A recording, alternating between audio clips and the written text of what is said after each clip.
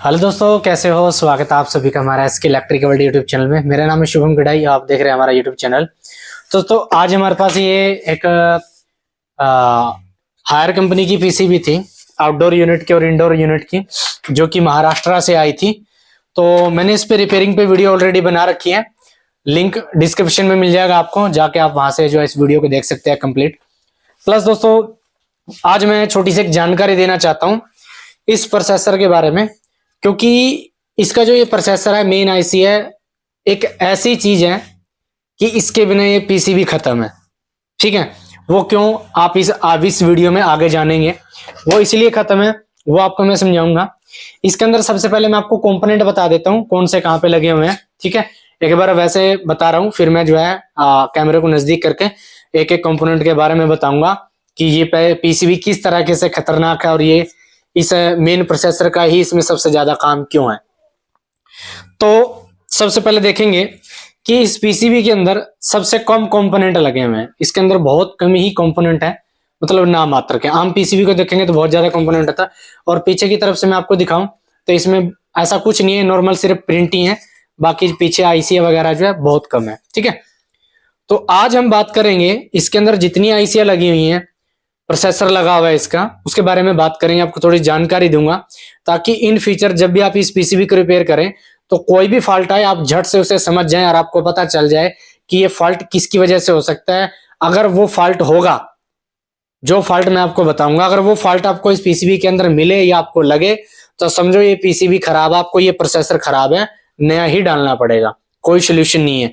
ये पीसीबी एक टाइप से जैसे हमारी बोश की वॉशिंग मशीन की पीसीबी आती है ना, सेम वैसी है। अगर खराब हुआ प्रोसेसर तो खत्म। आम नॉर्मल जो पीसीबी हमारी आती हैं, ओनिडा, वर्लपूल, गोदरेज, ठीक है, उनके क्या, अगर बाई चांस प्रोसेसर खराब होता है हम दूसरे में से निकाल के लगा देते हैं, मोस्टली उनका प्रोसेसर नहीं खराब होता। और हम जो आईसी है, कंपैरेटर आईसी खराब हो गई, ठीक है, लोड कैलकुलेशन आईसी खराब हो गई, यूएलएन 2000 खराब हो गई, तो उसे हम रिप्लेस कर सकते हैं, वो चल जाती हैं।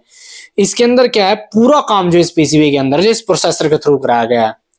अगर किसी भी सेक्शन में ओवर वोल्टेज हो जाती है, कोई कंपोनेंट फट जाता है या हाई वोल्टेज सीधे चला जाता है, प्रोसेसर खत्म। ठीक है, तो चलिए इसके बारे में प्रॉपर जानकारी देते हैं। वीडियो कंप्लीट देखना, आपके लिए काम है, आपके काम आएगी वीडियो। चलिए हम दोस्तों स्टार्ट करते हैं।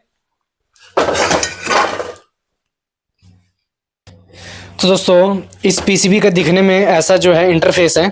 ठीक है, तो सबसे पहले हम बात कर लेते हैं। देखिए नॉर्मल पीसीबी की तरह कैपेसिटर है, लाइन फिल्टर है, यहाँ पे भी कैपेसिटर है, रिले है, ठीक है, और ये हमारा एसएमपीएस है। इस एसएमपीएस में नॉर्मल पीसीबी की तरह सारा काम होता है। ठीक है, यहाँ 7815 है, 78.5 है, और ये डायोड है जो कि हमारा डीसी वोल्ट आउटपुट करता है एसी से।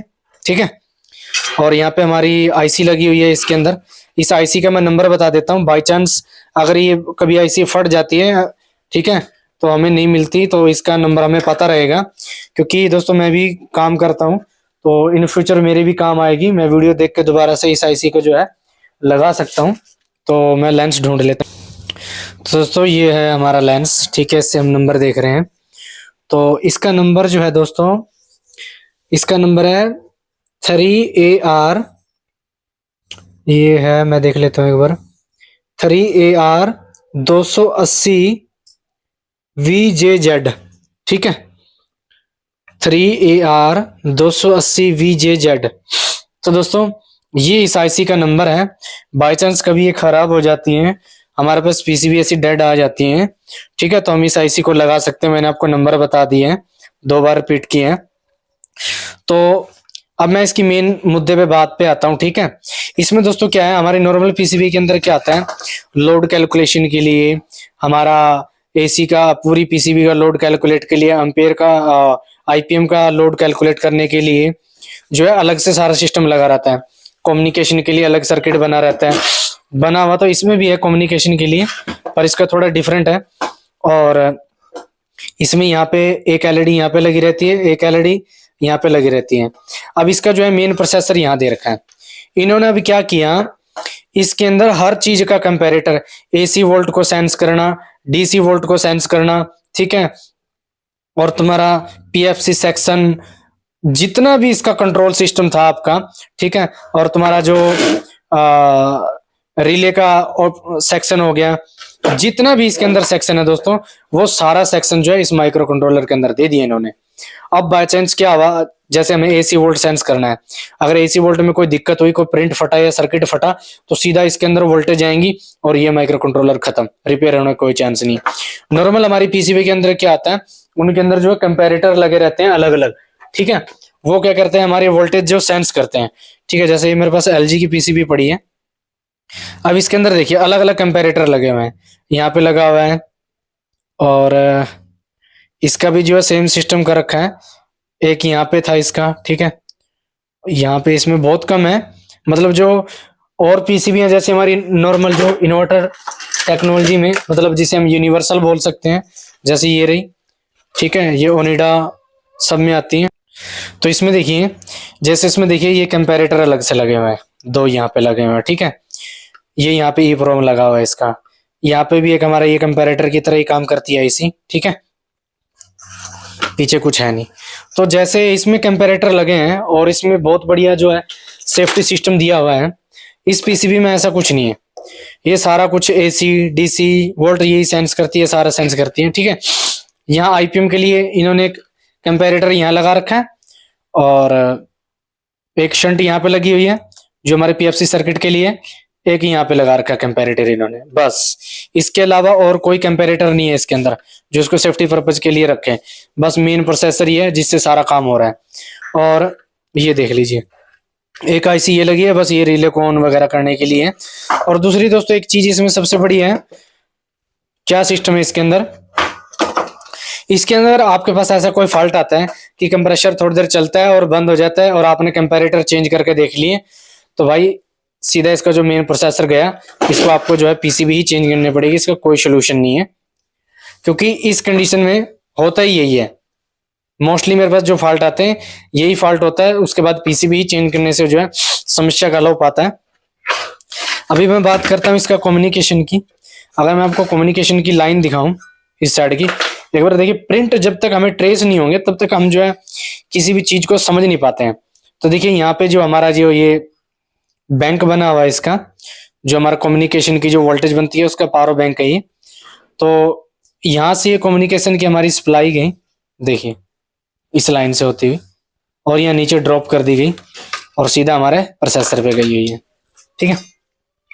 अब यहाँ से भी जितनी भी एसी लाइन और डीसी लाइन के जो हमारे ट्रैक गए हुए हैं, यहाँ से एसएमपीएस से सीधे सारे एसएमपीएस हमारे इस पे यहाँ पे माइक्रो कंट्रोलर पे गए हुए हैं, ठीक है। बाकी इसके अंदर ये ऑप्टो कपलर लगा हुआ है जो कि एसएमपीएस को फीडबैक के लिए होता है। बाकी इसमें ऐसा मुझे कुछ नजर नहीं आया कि जो मैं आपको बताऊं, और जिन लोगों को पता है तो बहुत अच्छी बात है, वीडियो देखी आपने। और यहाँ पे देख लीजिए, ये एक मेरा फोटो कपलर लगा हुआ है नीचे, ये हमारा जो है इस आईजीबीटी को जो है ऑपरेट करवाने के लिए लगा हुआ है।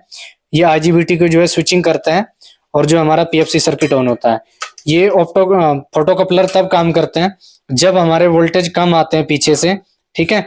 180 वोल्ट, 140, ये 144 वोल्ट तक काम करता है, बाकी सब पीसी का अलग अलग होता है। वैसे 144 वोल्ट तक पीएफसी सर्किट हमारा काम करता है, ठीक है। मतलब 144 तक आ जाएंगे तब भी हमारा जो पीएफसी सर्किट काम करता रहेगा, पीसीबी हमारे ट्रिप नहीं करेगी। और देख सकते हैं यहाँ पे जो है क्रिस्टल लगा रखा है क्योंकि इसका प्रोसेसर यहीं पे है, तो क्रिस्टल यहाँ पे लगा दिया।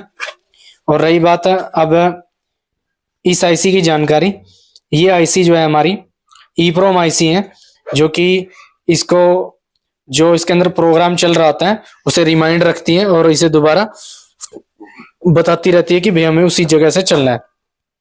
चलिए दोस्तों, आप लोगों को हमारी वीडियो कैसी लगी, आपको ये जानकारी कैसी लगी, हमें कमेंट करके जरूर बताएं, और हमारे चैनल को सब्सक्राइब करें। वीडियो अच्छी लगे तो वीडियो को लाइक और शेयर तो जरूर करें। अगर वीडियो अच्छी ना लगे तो हमें कमेंट करके जरूर बताएं कि आप लोगों को हमारी वीडियो में ऐसी क्या कमी नजर आई।